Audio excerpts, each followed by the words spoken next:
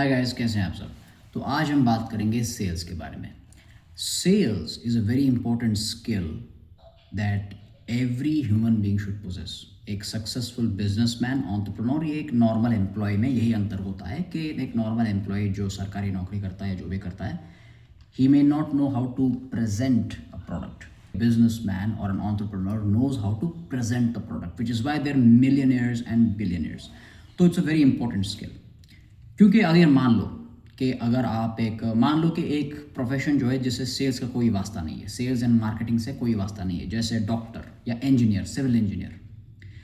तो एक डॉक्टर को अगर अपने आप को मार्केट करना नहीं आता है लोकेलिटी में, तो लोग कैसे समझेंगे कि एक डॉक्टर है जो इलाज करता है? नहीं समझेंगे ना। तो he can not make money, he और she can not make money. Similarly civil engineer, a civil engineer has to know how to market so that people come to him to get their houses built, or an architect. And even an interview, a fresh out of college graduate, he has to market his skills to get the job कि मेरे पास ये skills है, तो मैं ये कर सकता हूँ, तो please hire me for this job. So he has to sell his skills to get the job. So everybody has to be good at sales to make money. So let's look at how to sell anything. Now first the thing is, can you sell anything? क्या आप किसी भी इंसान को कुछ भी बेच सकते हो क्या? The answer is no, and that's the first point in sales. You should understand that आप हर कोई प्रोडक्ट को, जो भी प्रोडक्ट आप बनाते हो, आप हर किसी को वो बेच नहीं सकते। हर प्रोडक्ट का एक नीश होता है, एक नीश बेस होता है, एक टारगेट कस्टमर होता है। आपको उस टारगेट कस्टमर को टारगेट करना पड़ेगा to achieve sales. So number one, that's point number one. To sell anything is you need to know who your target customers are. जैसे मान लीजिए कि अगर आप एक कार सेल करना चाहते हो, आपके पास कार है BMW बोलते हैं, लेकिन एक्चुअली वो BMW है, जर्मनी का कार है। तो BMW कार को अगर आप सेल करना चाहते हो, तो your target customers are what, like upper middle class. एक इंसान है, उसने रिसेंटली एक ऑडी खरीदा है और उसका कोई इरादा नहीं है कि अगले दो तीन साल तक कोई गाड़ी खरीदने का, तो he is not a target customer any more. So understanding your target customer is very important. That's point number one. उसके बाद आता है you should know what you're selling. मतलब आपको आपके जो प्रोडक्ट और सर्विस आप जो ऑफर कर रहे हो, या आप जो भी किसी भी फील्ड में आपकी एक्सपर्टीज़ है, आपको उसके बारे में डिटेल्ड इन डेप्थ नॉलेज होना चाहिए. मैं ये नहीं कह रहा हूँ कि आपको परफेक्ट होना चाहिए, but you need to have a detailed in depth knowledge. जैसे मान लीजिए कोई डॉक्टर है, और अगर आपको उस डॉक्टर से इलाज लेना है, तो यू विल जज that doctor's knowledge about medical stuff, isn't it? Similarly on a product, you need to build credibility. अगर आपको प्रोडक्ट के बारे में कुछ नहीं पता, तो कौन आपसे खरीदेगा? मान लीजिए कि अगर आपको एक घर खरीदना है, दो एसोसिएट्स हैं, रियल एस्टेट एजेंट्स हैं, एक को सब कुछ पता है, घर कितना, कहाँ पे है, कितने रूम्स है, टाइल्स कौन से यूज़ करे गए हैं, और उसका इंश्योरेंस कैसे क्लियर हो सकता है, कौन कौन से बैंक्स इंश्योरेंस दे रहे हैं, और वो जो रेरा जो आता है, सब कुछ उसको पता है. और एक और को नहीं पता, वो सब कुछ मतलब ऐसे ढूंढ रहा है, ऐसे मतलब ऐसे ढूंढ रहा है. तो आप किससे खरीदने की मतलब इच्छा करोगे? जाहिर सी बात है, आप पहला इंसान जो सब कुछ जानता था, उसी से आप खरीदोगे. So because he has knowledge about that particular thing. So knowledge is very important. अगर नॉलेज नहीं है तो आप कोई भी आपसे नहीं खरीदेगा. तो you need to have an in depth knowledge about the product और service you are selling. That's point number two. Point number one was identify the target customer, and then comes know what you're selling, know your product.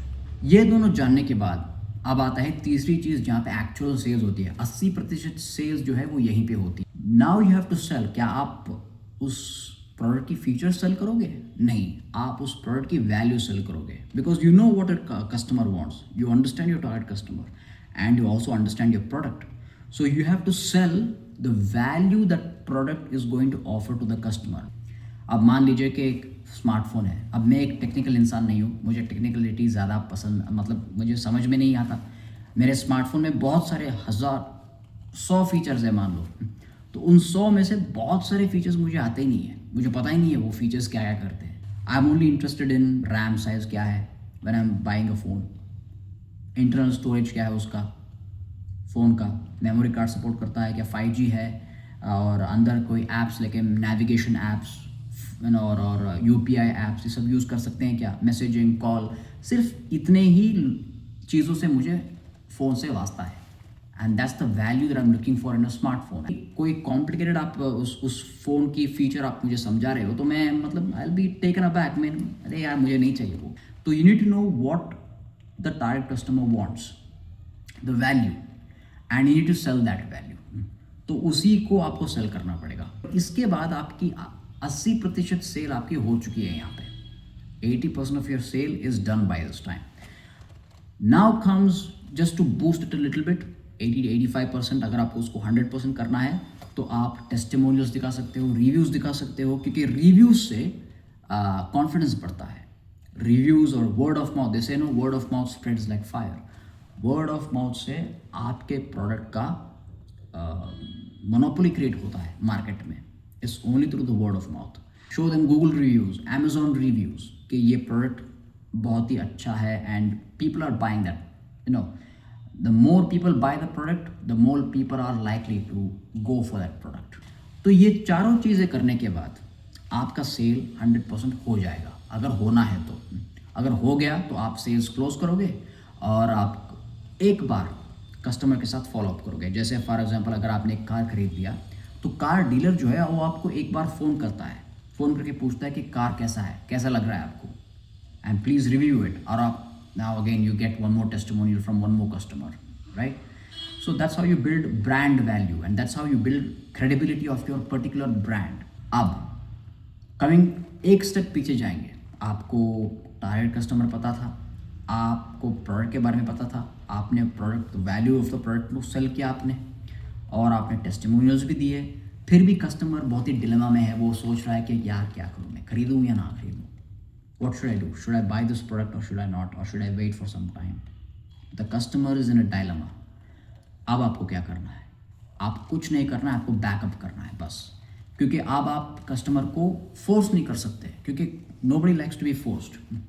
अगर आप जितना आप force करोगे उतना वो customer को मतलब वो भाई मतलब ही बी लाइक यार ये बहुत ही मतलब I am getting second thoughts about this. तो आप उसको बोलो कि अच्छा ठीक है, आप डिसाइड नहीं कर पा रहे हो तो कोई बात नहीं, ये मेरा नंबर है, whenever you make up your mind please give me a call, and that is it. अगर कस्टमर आपसे प्रोडक्ट चाहता है तो वो खुद आपको कॉल करेगा। If they don't call back within 15 days they are not going to buy from you.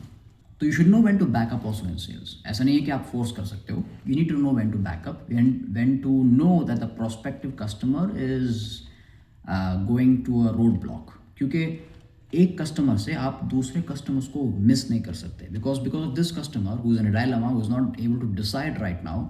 अगर आपने पोटेंशियल कस्टमर्स को मिस कर लिए तो बहुत सारे बिजनेस अपॉर्चुनिटीज मिस हो जाएंगे। तो you should not waste your time on one particular customer. So if you get the notion that all right, not able to decide, just keep them aside and move on to the next customer. So that's all for now. This was about sales, and I hope you like this video. अगर आपको video अच्छा लगे तो like कीजिए, मेरे channel को subscribe कीजिए और कमेंट करना बिल्कुल मत भूलिएगा। Thanks for watching, good bye.